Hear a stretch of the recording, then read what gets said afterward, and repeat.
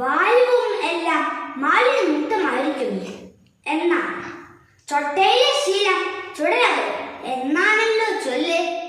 ശുചിത്വശീലങ്ങൾ നാം ചെറുപ്പം മുതലേ പാലിച്ചു തുടങ്ങണം.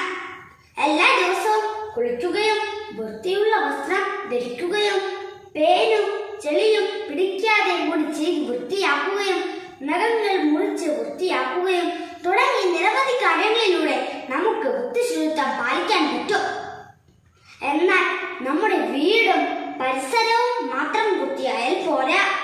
നാം ജീവിക്കുന്ന നമ്മുടെ നാടും വൃത്തിയായി സൂക്ഷിക്കാൻ നമുക്ക് ചുമതലയുണ്ട്.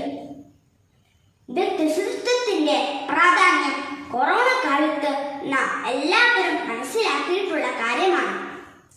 വ്യക്തിശുചിത്വം പാലിക്കുന്ന കാര്യത്തിൽ നമ്മൾ വളരെ മുൻപന്തിയിലാണെങ്കിലും പരിസര ശുചിത്വത്തിന്റെ കാര്യത്തിൽ നാം പലപ്പോഴും അലംഭാവം കാട്ടുന്നു. ഉപയോഗിക്കുക, വലിച്ചെറിയുക എന്നത് നമ്മുടെ ശീലമായി മാറിയിരിക്കുന്നു. എവിടെ തിരിഞ്ഞെന്ന് നോക്കിയാലും അവിടെയെല്ലാം പൂത്ത മരങ്ങൾ മാത്രം എന്നാണ് ചങ്ങമ്പുഴ പണ്ട് കേരളത്തെ കുറിച്ച് പാടിയത്. പക്ഷെ ഇന്നോ എവിടെ തിരിഞ്ഞെന്ന് നോക്കിയാലും അവിടെയെല്ലാം മാലിന്യ കൂന മാത്രം.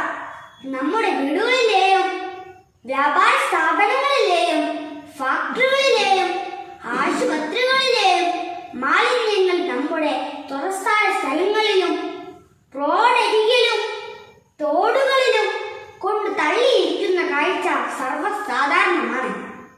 നമ്മുടെ പൊതുനിരത്തുകളിൽ കൂടി പോലും മൂക്ക് പൊത്താതെ നടക്കാൻ വയ്യ എന്ന സ്ഥിതിയാണുള്ളത്.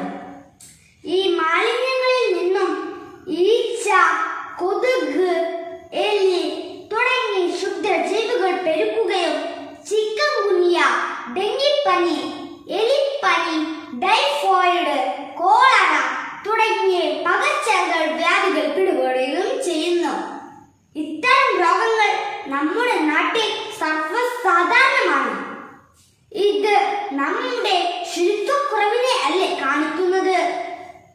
ഒരു ശുചിത്വ സംസ്കാരം നമ്മുടെ സമൂഹത്തിൽ ഉണ്ടാക്കണം. അത് ഉണ്ടാക്കി എടുക്കേണ്ടത് നമ്മുടെ ചുമതലയാണ്. വ്യക്തി ശുചിത്വവും പരിസര ശുചിത്വവും പാലിച്ചു ജീവിച്ചാൽ നമ്മുടെ നാടും വീടും സമൂഹവും വൃത്തിയുള്ളതാകും.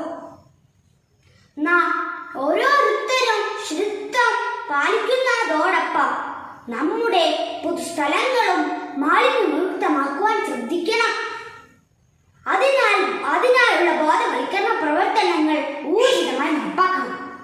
ശുചിത്വ ശ്രമങ്ങൾ കേവലം ആചാരങ്ങൾ മാത്രമാകാതെ നമ്മുടെ നിത്യജീവിതത്തിന്റെ ഭാഗമാകണം. എന്റെ നാട് ശുചിത്വ നാട് എന്നതാകട്ടെ നമ്മുടെ ലക്ഷ്യം.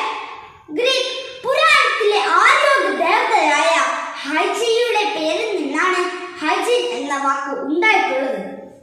അതിനാൽ ആരോഗ്യം, വൃത്തി, ശുദ്ധി എന്നിവ ഉപയോഗിക്കുന്ന സന്ദർഭത്തിൽ നമ്മുടെ ഉപയോഗിക്കുന്ന സന്ദർഭങ്ങൾ തുല്യ അർത്ഥത്തിൽ ശുചിത്വം എന്ന വാക്ക് ഉപയോഗപ്പെടുന്നു. അതായത് വ്യക്തി ശുചിത്വം മുതൽ സാമൂഹ്യ ശുചിത്വം വരെ. സ്വാതന്ത്ര്യത്തെക്കാൾ പ്രധാനമാണ് ശുചിത്വം എന്ന് നമ്മുടെ രാഷ്ട്രപിതാവ് മഹാത്മാഗാന്ധിയുടെ വാക്കുകളും ഈ സന്ദർഭത്തിൽ നാം ഓർക്കേണ്ടതാണ്. ഞാൻ ഉണ്ടാക്കുന്ന മാലിന്യം സംസ്കരിക്കേണ്ടത് എന്റെ ചുമതലയാണ് എന്ന് ഓരോരുത്തരും കരുതിയാൽ ചെല്ലുന്നിടമെല്ലാം ശുചിത്വമുള്ളതായിരിക്കും എന്ന ചിന്ത ഉണ്ടെങ്കിൽ ശുചിത്വം ഇല്ലായ്മക്കെതിരെ പ്രവർത്തിക്കും, പ്രതികരിക്കും എന്ന പ്രതിജ്ഞ നമുക്ക് എല്ലാവർക്കും എടുക്കാം. ശുചിത്വം തന്നെ നമ്മുടെ സംസ്കാരം, നമ്മുടെ ചുമതല. നന്ദി.